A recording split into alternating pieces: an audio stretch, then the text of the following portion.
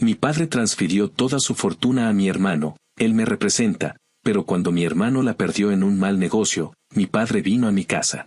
Le dije, ahora yo tampoco te represento.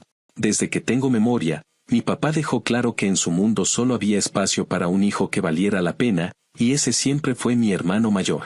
No importaba lo que yo hiciera, nunca lograba moverle una ceja. Mi hermano podía cagarla 1000 veces y aún así era el orgullo de la familia, mientras que si yo hacía algo bien, apenas obtenía un así debería ser siempre dicho con ese tono seco que usaba para hacerme sentir como si lo mínimo fuera lo máximo que podía ofrecer. Crecimos en un barrio normal de Arizona, nada del otro mundo, pero él siempre actuó como si formáramos parte de una especie de dinastía donde solo el primogénito merecía atención. Después de que mi mamá murió cuando yo era chavo, mi papá se refugió más en mi hermano y yo quedé plantado en un rincón en el que ni siquiera valía la pena decir mi nombre. Con el tiempo dejé de pelear por un lugar en su vida. Preferí enfocarme en mis estudios y en trabajar. Y cuando cumplí alrededor de 20 y tantos me fui a vivir por mi cuenta porque ya para ese entonces la convivencia en esa casa era como estar en un museo en el que solo ciertas piezas importan y el resto es basura acumulada. A pesar de la distancia, siempre me mantuve educado. Llamaba en cumpleaños, mandaba mensajes en Año Nuevo, ese tipo de cosas que haces más por no quedar mal que por costumbre real. Mi papá respondía de manera correcta pero distante, como si yo fuera un conocido ocasional. Por otro lado, mi hermano era casi una extensión de él. Mi papá tenía un dinero decente gracias a un negocio de motores que había levantado desde cero y a unas propiedades rentadas que generaban ingresos constantes. Nunca fuimos ricos, pero había suficiente para vivir sin preocupaciones. Con el paso del tiempo, mi hermano terminó metiéndose de lleno en el negocio familiar y ahí fue cuando mi papá prácticamente lo adoptó como su heredero oficial. Yo seguí construyendo mi vida sin nada que ver con ellos. Trabajé duro en el área de tecnología, ahorré lo que pude y finalmente compré mi propia casa en Colorado. No era una mansión ni nada por el estilo, pero era mía y la logré sin deberle nada a nadie. Un día, cuando ya llevaba años fuera de casa, mi papá me llamó y me dijo que quería que fuéramos todos a su casa para hablar de asuntos familiares importantes. Viajé hasta Arizona por educación, no por gusto. Recuerdo estar sentado en la sala, mi hermano con esa sonrisa confiada que siempre usaba cuando sabía que tenía ventaja, y mi papá con una carpeta llena de documentos en la mesa. Me explicó que había decidido organizar su herencia para evitar problemas en el futuro. Yo pensé que iba a dividir todo de manera justa. ¡Qué ingenuo! En cuestión de segundos, dejó en claro que absolutamente todo, desde las propiedades hasta el negocio y las cuentas de ahorro, pasaría a manos de mi hermano. Me dijo, con una tranquilidad que me dejó helado, que su decisión se debía a que mi hermano lo representaba, que era la continuidad de su trabajo y su visión, mientras que yo, según sus palabras, tenía una vida muy distinta y alejada que no encajaba en lo que él quería dejar. Cuando escuché eso, una parte de mí se rompió de una forma extraña, no dolorosa, sino como cuando descubres algo que en el fondo siempre supiste. No discutí. No lloré. No reclamé. Me limité a decirle que estaba bien, que él podía hacer lo que quisiera con lo suyo, pero que a partir de ese momento no volviera a buscarme para nada. No fue un arranque, fue una decisión fría y simple. Me levanté, agarré mis cosas y regresé a Colorado. Bloqueé su número durante un tiempo y seguí viviendo mi vida como si nada. No necesitaba su dinero ni su aprobación. Todo lo que tenía lo había conseguido con mi esfuerzo y honestamente, después de tantos años de ser ignorado, ese cierre casi me supo a libertad. Pasaron varios años sin contacto. Supe por casualidad que mi hermano estaba expandiendo el negocio familiar y que había empezado a involucrarse en inversiones medio riesgosas en Texas, pero como no tenía relación con ninguno de ellos, no me importó. Yo seguía trabajando, ascendiendo poco a poco, disfrutando mi casa, mis amigos y mi rutina tranquila. La paz que tenía era algo que jamás había sentido en la casa donde crecí. Todo iba bien hasta que, un día, una tía me llamó para contarme que mi hermano había perdido absolutamente todo en un negocio que había salido mal. No solo había quemado el dinero de las inversiones, sino también las reservas que mi papá le había confiado. Estaban en ruinas. Me limité a decirle que esperaba que estuvieran bien y colgué. No sentí lástima ni alegría. Solo indiferencia. Unas semanas después, tocaron a mi puerta. Cuando abrí y vi a mi papá parado ahí, envejecido, con la misma soberbia de siempre apagada por el miedo, no supe si reírme o cerrar la puerta sin decir nada. Entró sin que lo invitara y empezó a explicarme que las cosas habían salido mal, que mi hermano había sido engañado y que la familia necesitaba estar unida para salir adelante. Me soltó un discurso largo sobre cómo yo tenía una vida estable, una casa propia, un trabajo bueno y que por eso debía ayudar. Según él, yo tenía que hacer lo correcto, porque la familia siempre se respalda. Lo dejé hablar hasta que ya no pude soportar la hipocresía. Le dije, sin levantar la voz, que hacía años él había tomado su decisión y me había dejado claro que no formaba parte de la familia que él consideraba digna. Le recordé sus palabras exactas, esas de que mi hermano lo representaba y yo no, y entonces le dije que ahora él tampoco me representaba a mí, que no iba a rescatar a nadie que me trató como un desconocido y que debía irse de mi casa en ese momento. No grité, no me exalté, simplemente le dejé claro que la puerta que él cerró tantos años atrás no podía abrirse solo porque ahora le convenía. Se quedó callado unos segundos, como si no esperara que yo tuviera ese tipo de firmeza. Luego empezó a insultarme, que yo era un malagradecido, que debía tenerle respeto por ser mi padre, que me estaba comportando como un egoísta. Le pedí que saliera antes de que llamara a la policía. Y se fue, sin mirar atrás, con esa mezcla de orgullo herido y desesperación. Actualización 1. Han pasado alrededor de 3 meses desde aquella visita de mi papá y, aunque pensé que ese episodio iba a ser el final del asunto, resultó ser solo el inicio de una cadena de reacciones que, sinceramente, no veía venir. Durante años me acostumbré a que mi familia me ignorara o, en el mejor de los casos, me trataran con una educación fría que apenas podía considerarse interés. Pero en cuanto mi papá les contó su versión de lo que había pasado, de pronto todos parecían recordar que yo existía, y no para bien. Empezaron a llegarme mensajes de primos con los que no hablaba desde la adolescencia, y de tías que jamás se tomaron la molestia de preguntarme cómo estaba cuando me mudé a Colorado. El tono era casi idéntico en todos, que estaba exagerando, que debía ser más comprensivo, que la familia atravesaba un mal momento y que yo, como el hijo que según ellos había tenido suerte, debía apoyar. Lo más irritante es que ni uno solo de ellos se ofreció a ayudar a mi papá o a mi hermano. Todos querían que yo cargara con la responsabilidad que durante años me dijeron que no me correspondía, como si hubieran decidido colectivamente que yo era útil solamente cuando la cosa se jodía. Recuerdo que una de mis tías, la más metiche, me mandó un mensaje larguísimo que empezaba diciéndome que ella no quería meterse, y sin embargo procedía a decirme que mi papá siempre me había querido. Que si era duro conmigo era porque yo era fuerte y que seguramente él había dicho cosas que no sentía porque estaba bajo presión. La escuché decir cosas así toda mi infancia, ese discurso barato que usan los adultos para justificar la mierda que hacen los demás.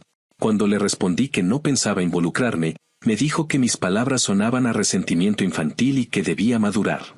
Me tomó bastante autocontrol no contestarle algo peor. La bloqueé en el momento. El resto de los mensajes eran igual de manipuladores, apelando al deber familiar como si fuera una especie de contrato que solo sirve cuando conviene a una parte. Yo no bloquearía a toda mi familia de inmediato, pero sí empecé a filtrar de manera agresiva a quienes claramente solo buscaban presionarme. La sorpresa real vino cuando mi hermano rompió su silencio y decidió escribirme. No sabía si esperaba un mensaje humilde o una disculpa, pero lo que recibí fue todo lo contrario. Con su típico estilo pasivo-agresivo, me escribió que yo no entendía la presión de llevar la responsabilidad del legado familiar, que manejar negocios no era tan sencillo y que él había hecho lo que creía correcto para todos nosotros. Dijo que yo estaba actuando como un cobarde por no estar a su lado en un momento difícil. Lo releí varias veces porque no podía creer que ese mismo tipo, que recibió todo en bandeja de plata sin mover un dedo más que firmar documentos, tuviera el cinismo de pensar que tenía derecho a reclamarme algo. Terminé diciéndole que no me buscara más y que esperaba que dejara de pretender que yo tenía obligación de sacarlo del agujero que él mismo cavó. No me respondió después de eso, pero empecé a recibir mensajes sueltos de números que no conocía, probablemente amigos suyos o gente del mismo círculo que se había tragado el cuento de que yo era un hijo de mierda. Conforme las semanas avanzaron, empecé a notar un patrón bastante claro. Mi papá había contado su versión de la historia como si yo lo hubiera abandonado sin motivo y como si él no hubiera tenido culpa alguna en la situación.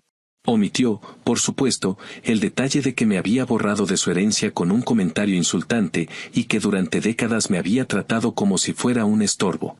En la historia que él contaba, yo era un tipo egoísta que había decidido darle la espalda justo cuando más lo necesitaba.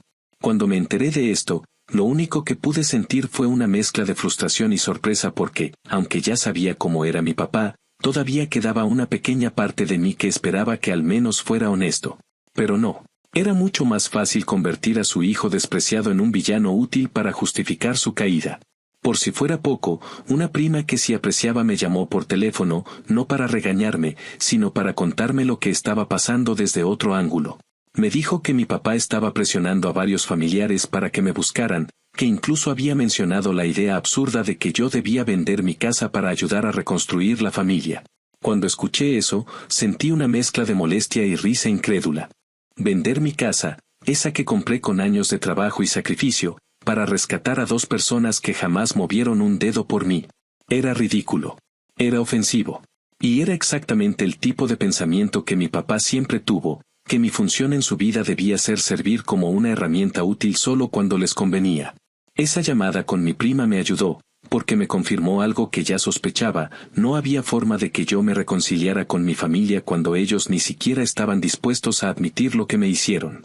A partir de ese momento, comencé a cortar la mayoría de los canales de comunicación. No quería seguir recibiendo sermones disfrazados de consejos ni ser presionado para resolver problemas que nunca fueron míos.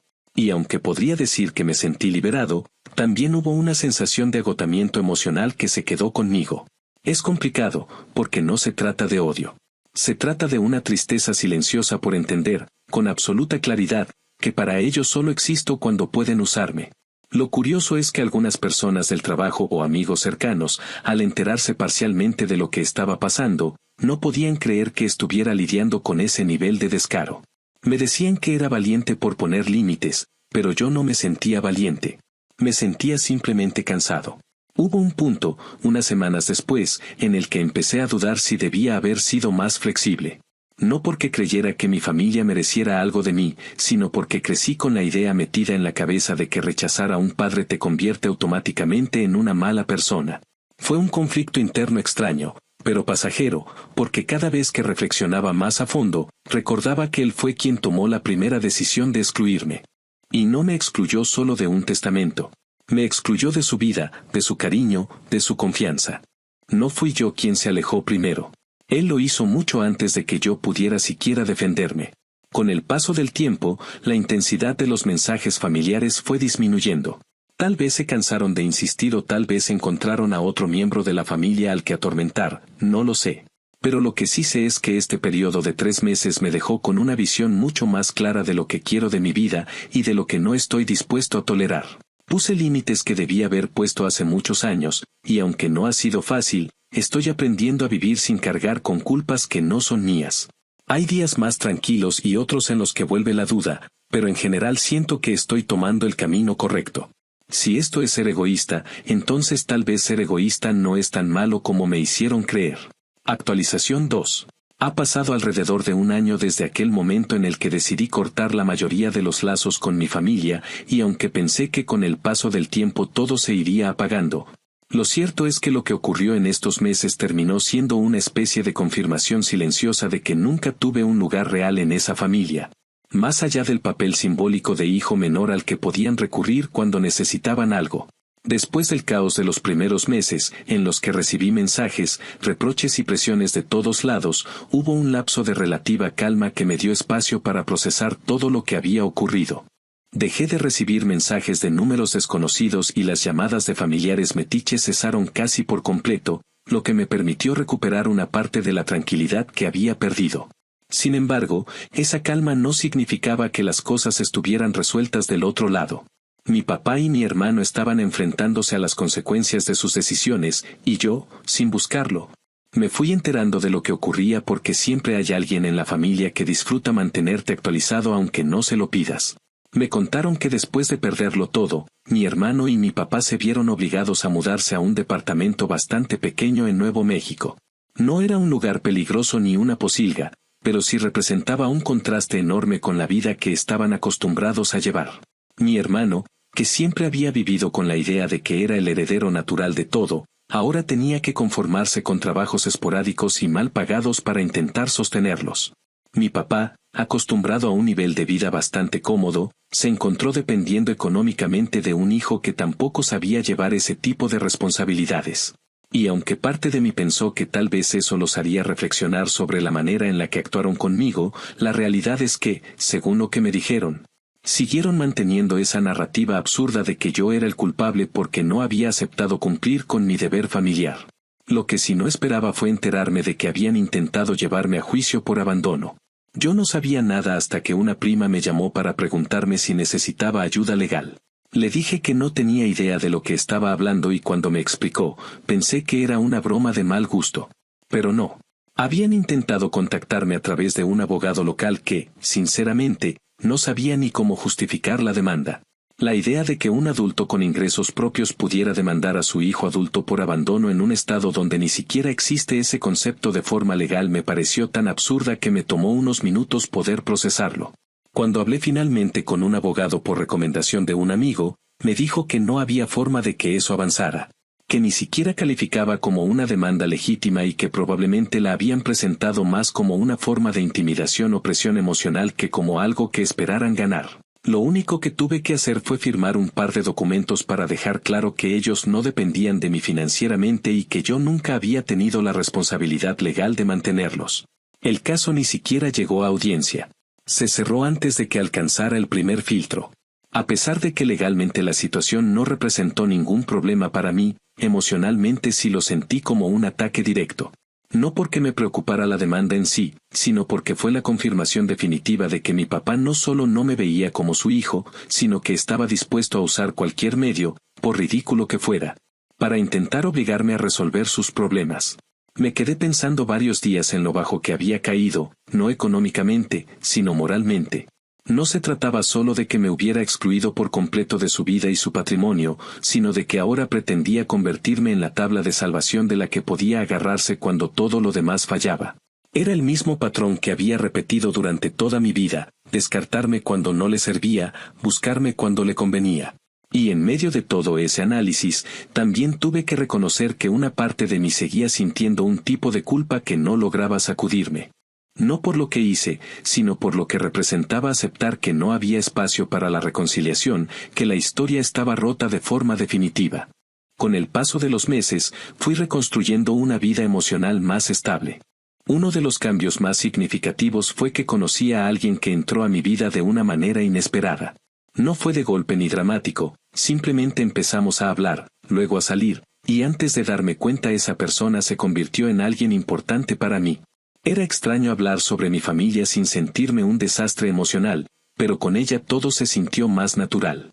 No necesitaba justificar nada ni explicar demasiado. Le conté lo que había pasado de una forma tranquila y ella lo entendió sin juzgar, sin darme consejos baratos sobre perdón o reconciliación, simplemente escuchó. Esa sensación de ser escuchado sin ser criticado me recordó que había pasado años normalizando comportamientos que no eran normales. Nunca había tenido un espacio emocional sano dentro de mi familia, así que experimentarlo ahora, en mi vida adulta, se sintió como encontrar algo que siempre había estado buscando sin saberlo. Al mismo tiempo, empecé a notar cómo disminuía el resentimiento que había cargado durante tanto tiempo. No desapareció del todo, ni creo que vaya a hacerlo por completo, pero se transformó. No era ese enojo explosivo que tuve al principio, sino una especie de aceptación cansada, una comprensión de que ellos son lo que son y yo también tengo derecho a vivir con tranquilidad sin cargar culpas heredadas. Hubo momentos en los que me descubrí pensando en mi infancia, en ciertas escenas que había olvidado o que había enterrado y que ahora regresaban como piezas de un rompecabezas que empezaba a encajar. No buscaba justificar a mi papá ni a mi hermano, pero comenzar a entender cómo se formaron esas dinámicas me ayudó a liberarme de parte del daño. A veces entender de dónde viene algo no significa aceptarlo, pero sí reconocerlo como parte del pasado y no del presente. Cerrando este año, puedo decir que la distancia que puse con mi familia me permitió construir algo que nunca tuve mientras estaba cerca de ellos: estabilidad.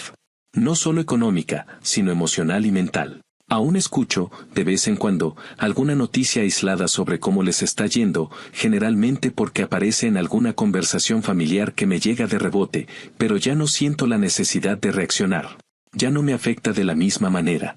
Ya no siento esa presión interna de resolver lo que ellos destruyeron. Si algo entendí en este año es que mi responsabilidad empieza y termina conmigo mismo y con las personas que sí están presentes de forma genuina en mi vida.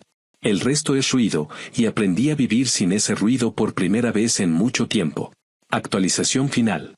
Casi 2 años han pasado desde aquella primera vez que mi papá apareció en mi puerta intentando que yo lo rescatara, y aunque pensé que el drama iba a apagarse con el paso del tiempo, terminé descubriendo que las cosas no siempre se desvanecen de forma natural. A veces simplemente mutan, tomando nuevas formas que te obligan a mirarlas desde otra perspectiva.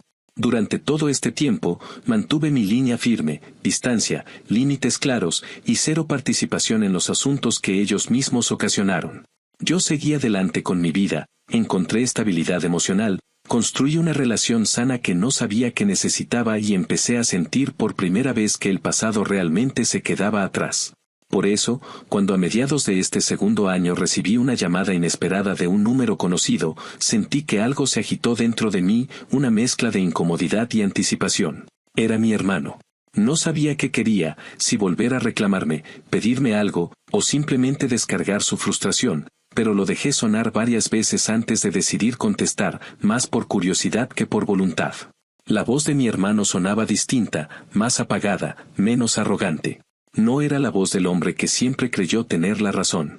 Me dijo que mi papá llevaba semanas enfermo, no algo crítico de inmediato, pero sí lo suficientemente serio como para requerir atención constante.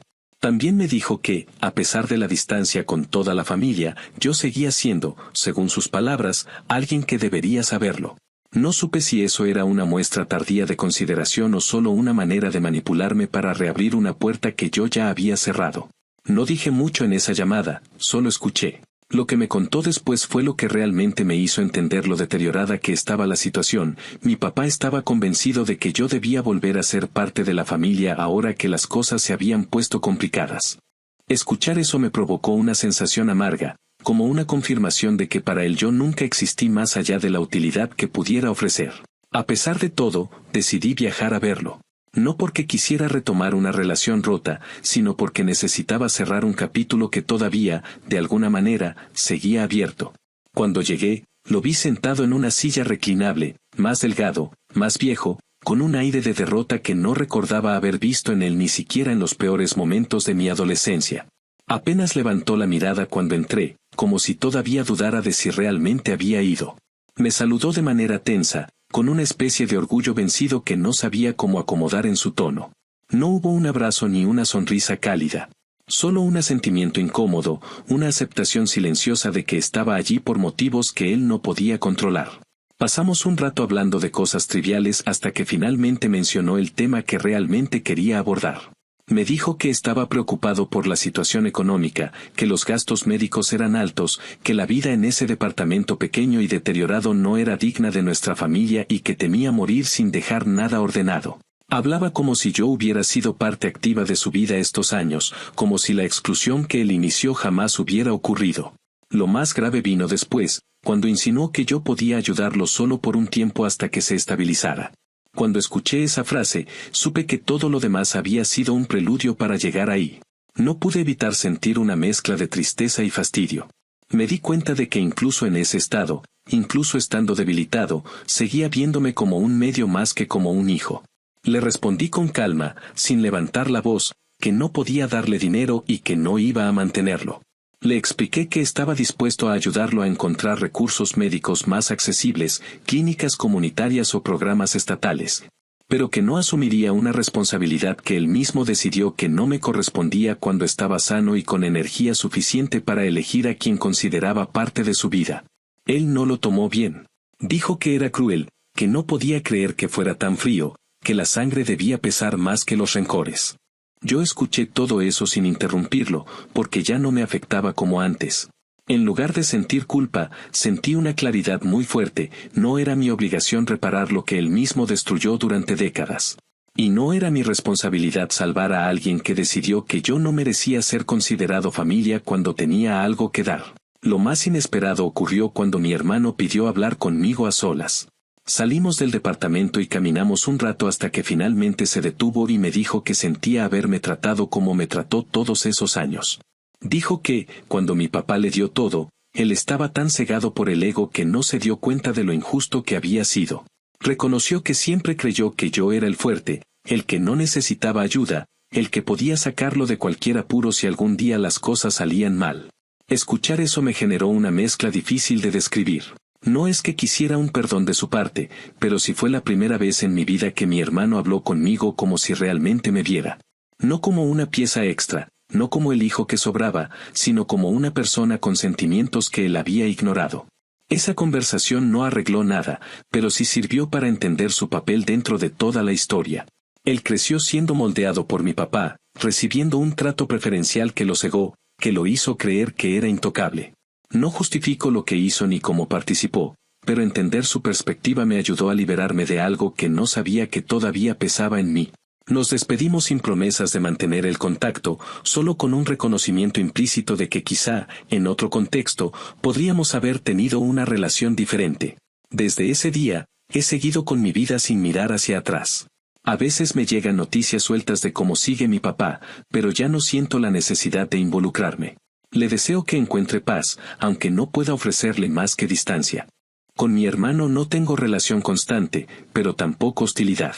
Lo que hubo entre nosotros fue resultado de un sistema familiar que nunca funcionó y que, con el tiempo, se desgastó hasta romperse por completo. Ahora puedo decir sin duda que la verdadera venganza, si es que existe tal cosa, nunca estuvo en insultarlos, gritarles o restregarles en la cara lo que perdieron. La verdadera venganza fue vivir bien. Construir una vida estable, emocionalmente sólida, financiera y mentalmente saludable, lejos de la sombra que me acompañó durante tantos años. Y sobre todo, hacer todo eso sin el peso de tener que demostrarles nada. Ellos eligieron su camino. Yo elegí el mío. Y por primera vez, ese camino me pertenece por completo. Con esto cierro esta historia, no porque me falte algo que decir, sino porque ya no queda nada que necesite procesar. Lo que ocurrió pertenece al pasado y, aunque dejó marcas profundas, también me permitió construir una versión de mí que ya no vive bajo la mirada de una familia que nunca supo valorarme. Ahora solo me queda avanzar, rodearme de las personas que sí me eligen y dejar que el resto se quede donde siempre estuvo, lejos.